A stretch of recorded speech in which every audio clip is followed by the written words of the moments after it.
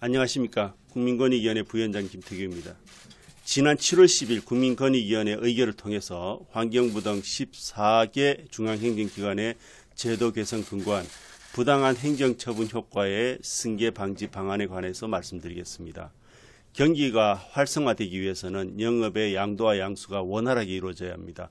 이처럼 영업의 양도와 양수를 원활히 하기 위하여 그 불편사항을 개선하고 양수인이 안심하고 영업을 양수할 수 있는 환경을 만들기 위해 제도 개선을 하게 되었습니다. 행정제재의 효과를 무조건 승계시키게 되면 행정제재를 피할 목적으로 양도인과 양수인이 짜고 영업을 양도하는 부작용은 피할 수 있습니다. 그렇지만 양수인이 이러한 양도인의 위반 사실을 모르고 양수받을 경우에는 선의의 피해자가 될 수 있습니다. 국민권익위원회는 이러한 선의의 양수자를 보호할 방법을 고민하였습니다. 국민권익위원회의 실태조사 결과에 따르면 현재 48개 법률에서 양도인이 받는 제재 효과를 양수인에게 승계하도록 규정하고 있습니다. 그래서 이를 피하려면 양수인이 양도인의 위법 사실을 알아야 하는데 이를 알려주는 절차가 마련된 법률은 불과 4개에 지나지 않았습니다. 또 48개 법률 중에서 44개의 법률은 다행히 선의의 양수인을 보호하는 규정을 따로 두고 있었습니다. 즉 양수인이 양도인의 위법행위 사실을 몰랐다면 양수인에게 그 제재의 효과가 승계되지 않습니다.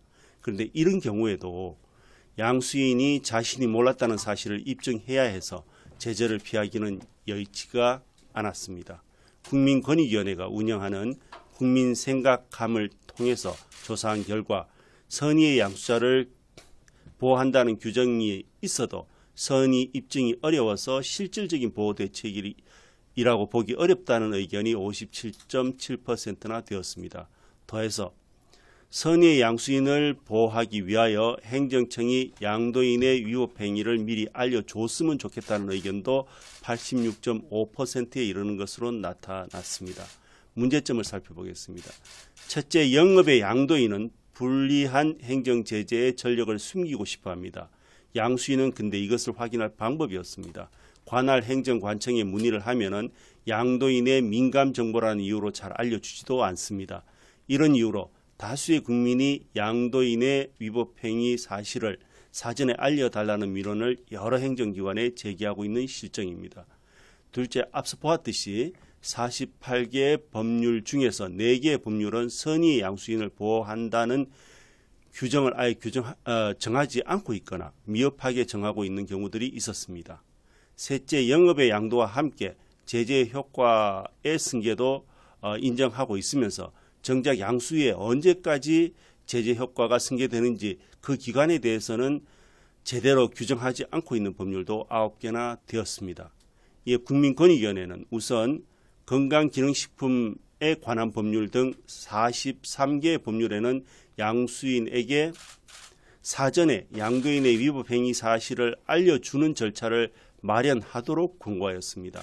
양도인이 속이고 또 양도하는 것을 방지하기 위하여 그리고 양수인이 안심하고 사업을 양수받을 수 있도록 하기 위하여 그러한 조치를 취한 것입니다.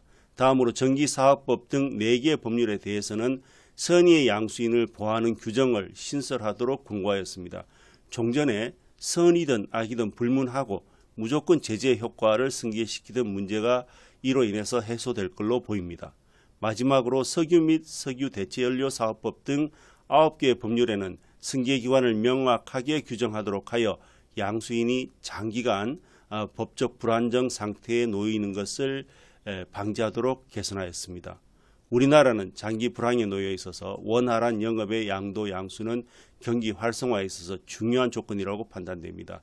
이번 제도 개선으로 양수인이 안심하고 영업을 양수할 수 있는 여건이 조성되고 악의의 양도인에 의한 손해가 발생하지 않기를 희망합니다. 앞으로도 국민권익위원회는 경제 활력을 저해하는 불합리한 제도를 적극 발굴 개선해 나가겠습니다.